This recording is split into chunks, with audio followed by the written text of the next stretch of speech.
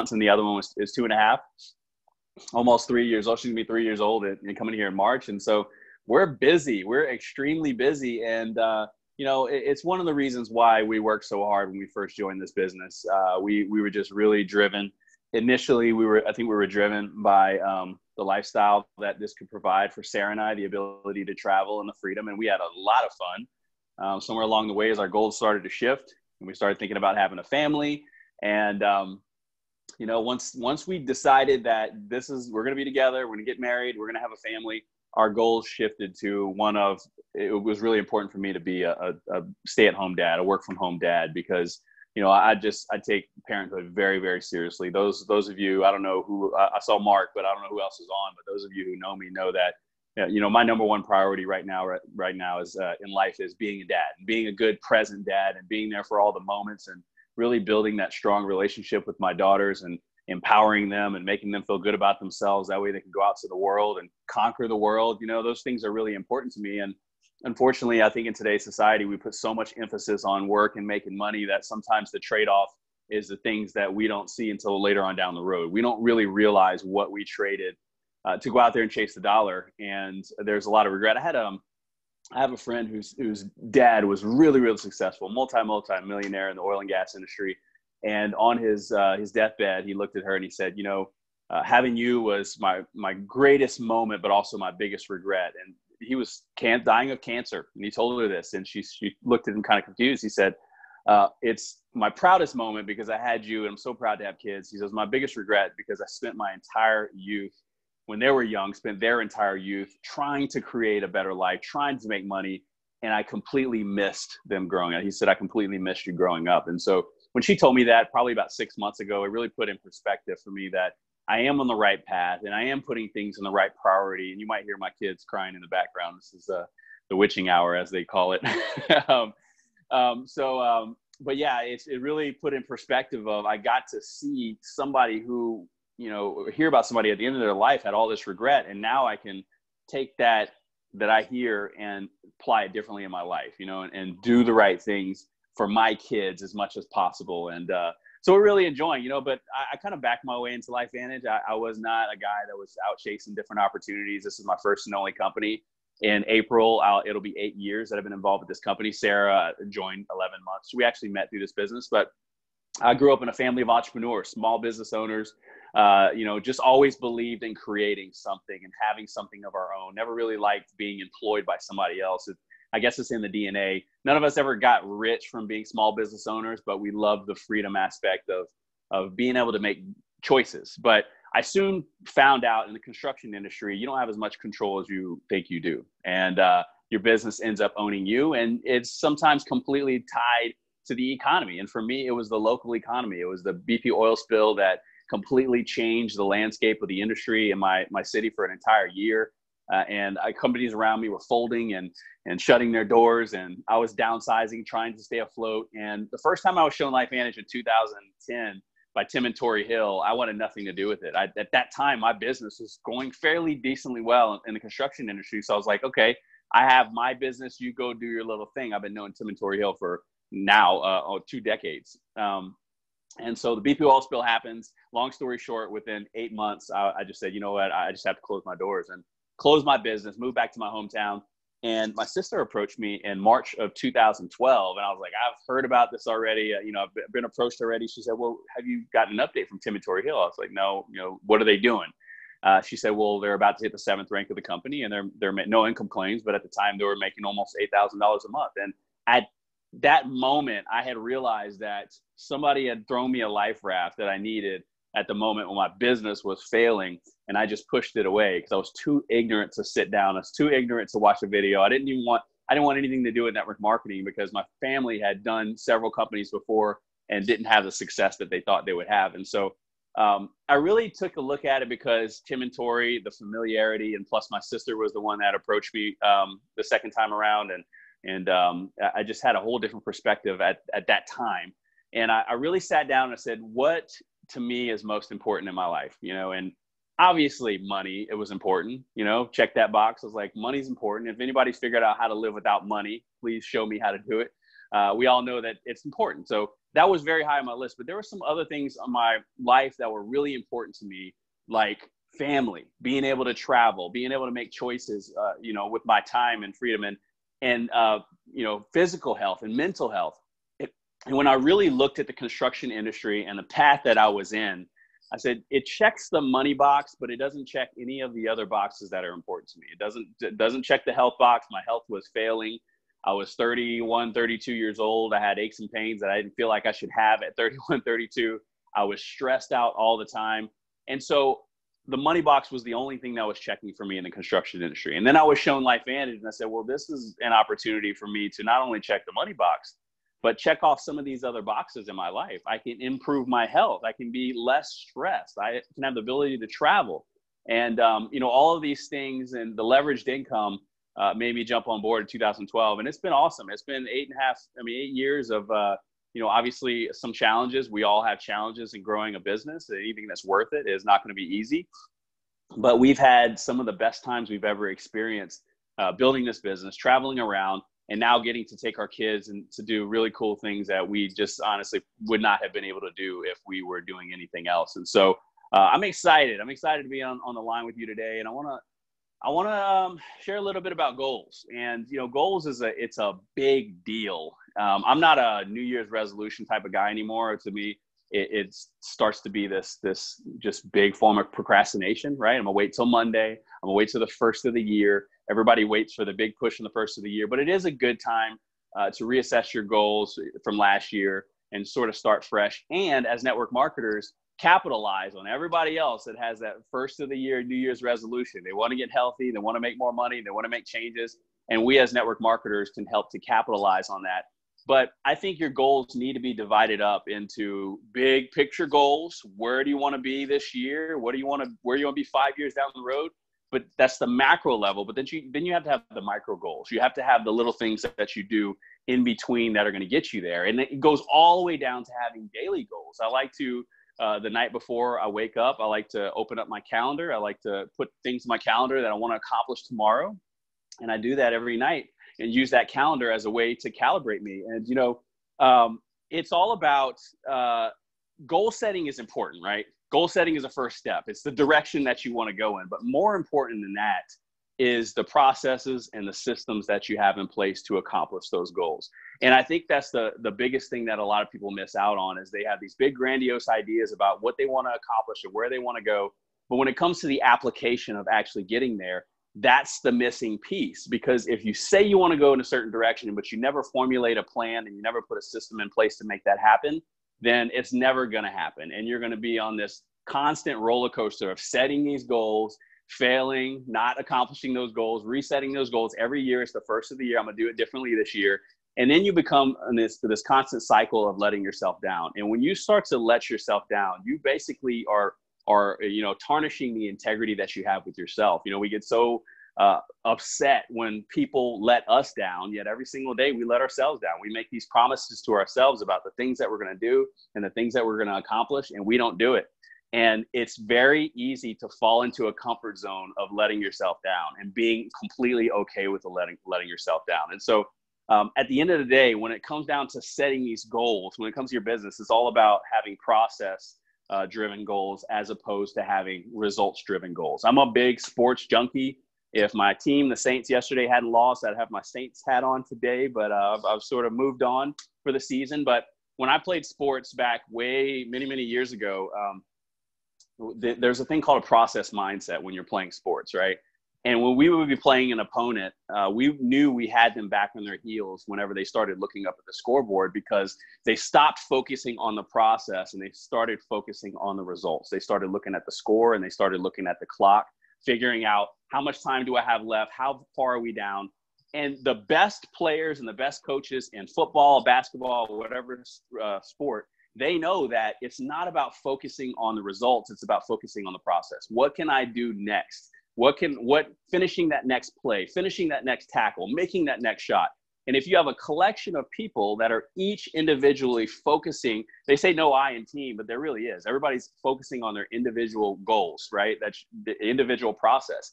If you have a collection of people that are each focused on the process and each focusing on doing that next step well, you'll have a team that does really well. But sometimes, and the reason why I'm bringing up sports is because this directly correlates to what we do in network marketing. And we don't play sports here, but it is a team that we're on, and we are working towards goals. And it's not focusing on the scoreboard that we do sometimes. Sometimes, what do we start focusing on? We start focusing on our rank. We start focusing on our paycheck. We start focusing on our volume. And instead of focusing on that next step, that next process, what can I do in the next 10 minutes that can move my business forward? We go to our back office. We start looking at our volume. We start hitting refresh and waiting for somebody else to do something on our team. And imagine if you're doing that and every single person on your team's doing that, what's actually happening in your business? Everybody's hitting refresh and nothing is getting done. And I'm not saying this to I do this too. Trust me, we've all been in this position. Sarah's been in this position. I've been in this position of worrying about our volume and all these other things instead of saying, what can I do to move my business forward? Now, when it comes down to what you should do, if you want to move your business forward, it's all about focusing on the income producing activities. Things that move new people, new eyeballs to look at your products and look at your business. And you only do that by making connections with new people and inviting, following up. And those are the things, the income producing activities that are the most uncomfortable to do, and the things that we tend to kind of put on the back burner and do everything else instead of doing those things. So I really believe that in setting production goals, you can look at those production goals of two different ways. Say, for instance, you want to enroll 3 people this month into your business. What most people will do when they come in, they have the mindset of, I'm going to enroll 3 people into my business. Now, when you go into it as I'm going to enroll 3 people, you tend to think about the 3 people that you're going to enroll this month. And I think we've all been in the position, and we have teammates that have been in the position that keep talking about the same 3 people. These 3 people I know are going to be amazing in my business. And we continue to talk about those 3 people because we went into it with the mindset that we're going to find 3 people. Now, compare that. Instead of focusing on finding 3 people, you understand that it takes X amount of invites to get X amount of people to take a look at the information, and X amount of people that it's going to take to bring in, that are actually going to say yes to the business. And understanding those numbers, and that's different for everybody. There's a lot of factors that come into play with you talking to 10 people, how many of those people will join your business. But based on your previous history, you'll start to understand, how effective is my invite? How many people are joining my business for every 20 people that I talk to? If you have a roundabout idea of what that is, then you focus on how many people do I need to talk to this month to enroll 3 people into my business. That is completely different. If you compare those two things, I'm going in finding 3 people versus I need to go talk to 60 people this month because 60 people may bring 3 people based on the law averages into my business. Now, you talk to 60 people, you might enroll 1 and not 3. But then again, you talk to 60 people, you might enroll 10 people. You can't control the outcomes. All you can do is focus on the production. Focus on how many people, how many targets that you want to have each month. Focus on talking to those people and then focusing on following up. There is a massive, massive shift in your behaviors when you go to thinking less about the people you're enrolling and more about how many people can I talk to. We like to tell new people, if you have a big list, if you can talk to 60 people your first month. Now, this is aggressive. This is all based on your goals. But we like to tell people, if you can get through 60 people your first month, it's going to really set you in position to put a lot of people into your funnel. And I want to kind of segue that into launching or relaunching your business, because it's the first of the year and a lot of people just have a new mindset. A lot of people have tax money coming in. A lot of people want to make changes. This is a really good time for you to A, launch your business if you haven't launched it yet, or B, relaunch your business if you haven't if you've done that in a while. And the great thing about network marketing is you can relaunch your business anytime you want. You can hit that reset button and say, I'm going to reset my business. Now, I'll say this. If you make the decision to launch or relaunch your business, put a date on it. And not a date that's like 3 months from now.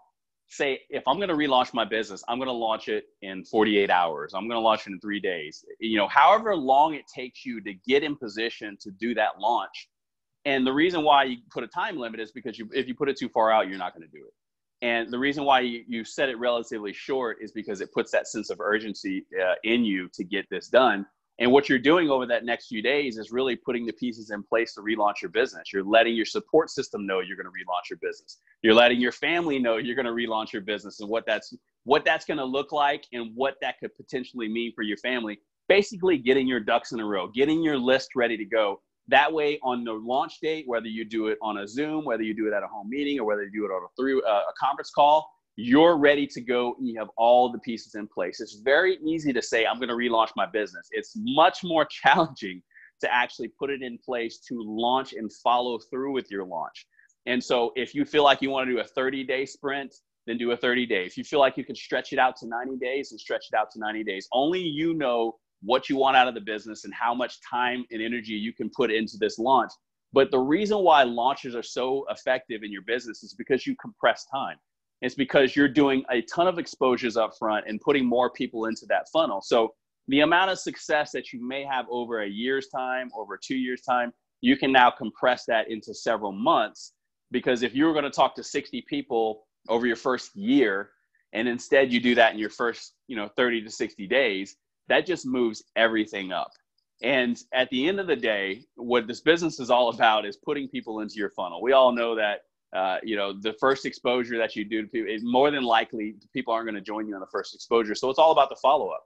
So however big your list is, the quicker you can do that first exposure and get them into the funnel and start the drip campaigns and start having them see you on social media and doing your curiosity posts.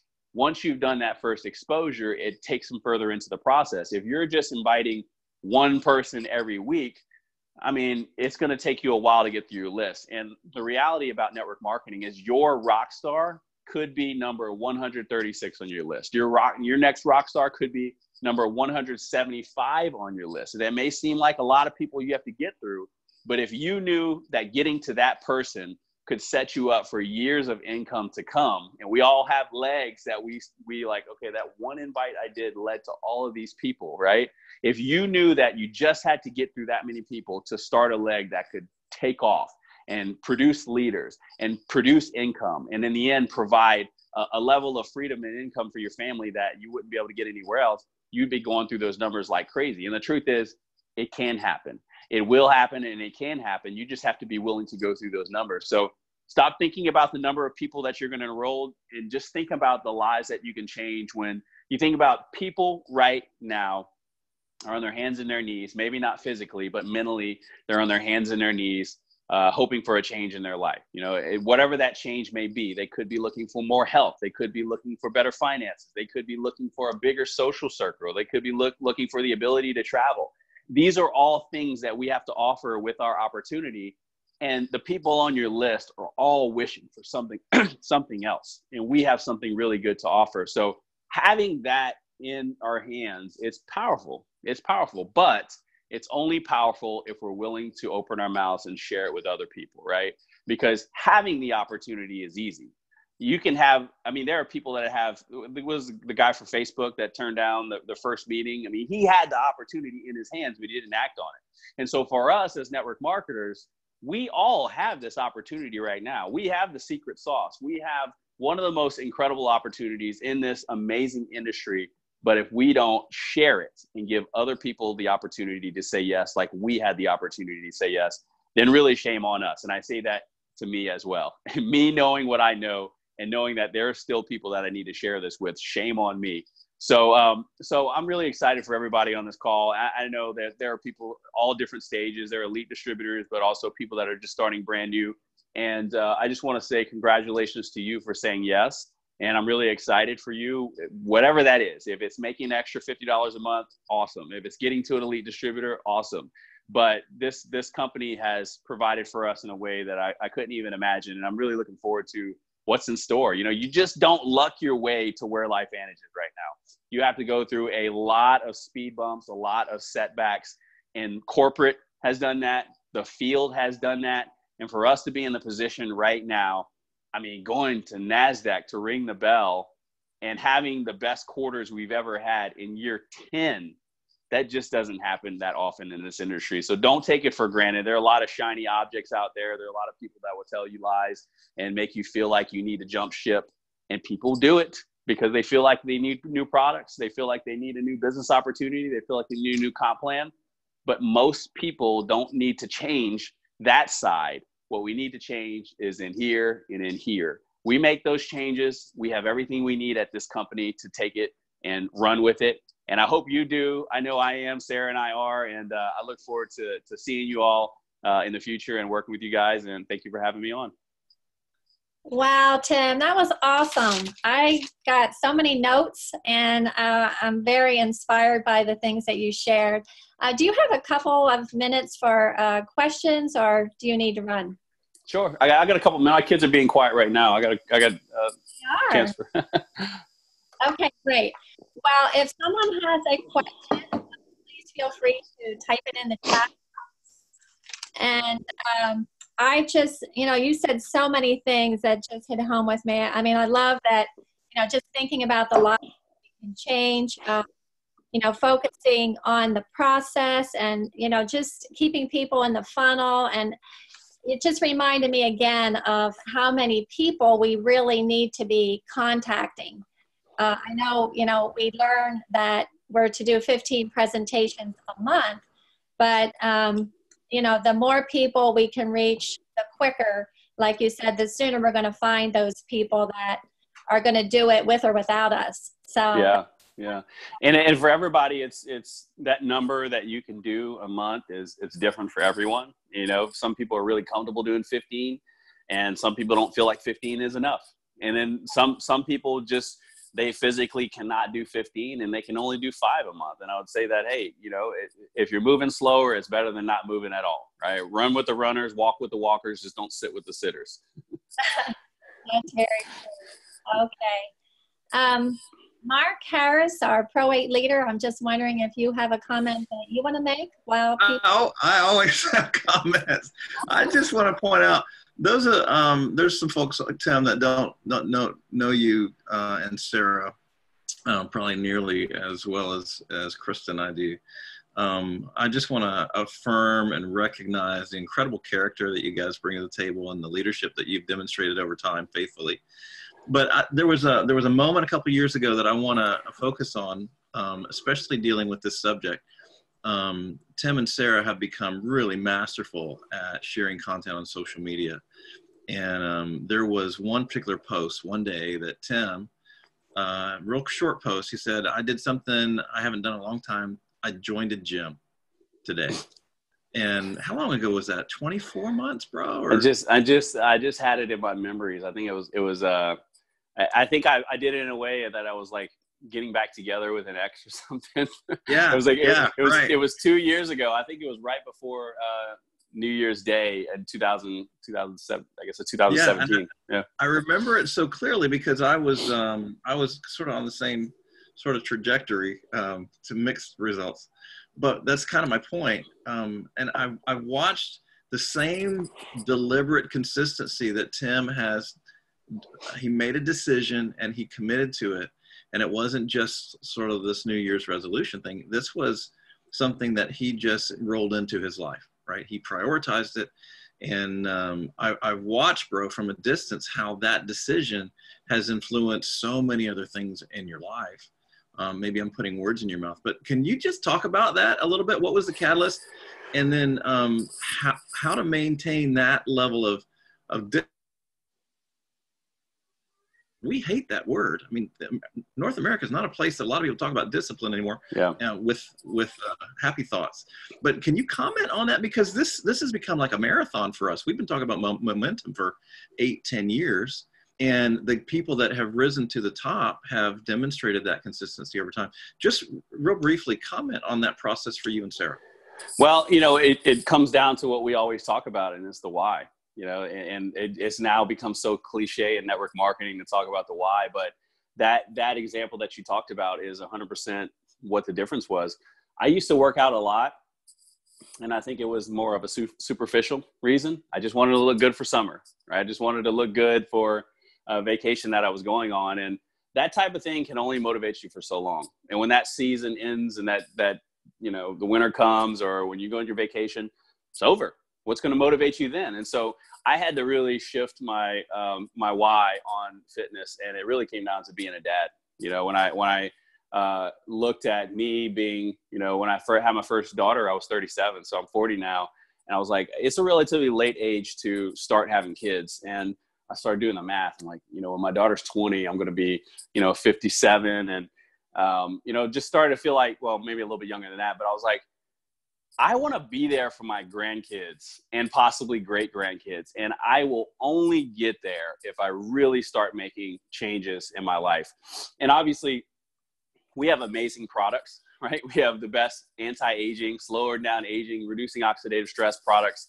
And now we have the NAD that, you know, can possibly, well, I won't make any claims, you know what it could possibly do. But at the same time, if we're truly biohackers, I believe that making lifestyle changes is 100% part of the deal. It's not just taking supplements. So I just really wanted to start taking it seriously because I wanted to not only be there for a long time and you know, increase my longevity and be able to pick up my kids, whatever, but I want to set an example for them. I want them to grow up in their most impressionable years watching their dad go to the gym, watching their dad exercise, because I know it's going to make an impression on them. They absolutely 100% watch us and what they do. If we're always laying on the couch and being lazy, guess what? They're going to develop those habits. So I needed to set a better example. So, but when I talked about, you know, not doing the New Year's resolutions, I think that was the New Year's that I decided to give it up, because I was like, why am I going to wait on the first? Why do we wait till Monday to start? Why do we wait till, you know, after the holidays? Why do we wait till the first of the year? It's just really big procrastination. You know, if you really want it, you got to start now and you got to continue to do it. And then understand that, hey, I'm not going to be perfect. I've had weeks that I've missed working out. And so it's not about being perfect. So in your business, you're going to have times where you get a little bit slow. It's not about staying perfect. It's just about learning to get back on the horse and get back on track when you do slip a little bit. And that's where accountability partners come really into play with that type of thing. Yeah. I know that there's some folks, including us, that are relaunching for 2020. Real briefly, can you comment on, so what we're personally doing, Krista and I are relaunching. We're gathering the people that are working. We're getting an understanding of their goals, and we're putting them on a mirror. So they're not just our goals. We're actually helping other people achieve the things that we want. But we want to run towards the regional events this summer and that block of time, and then we're going to recalibrate and relaunch again before convention.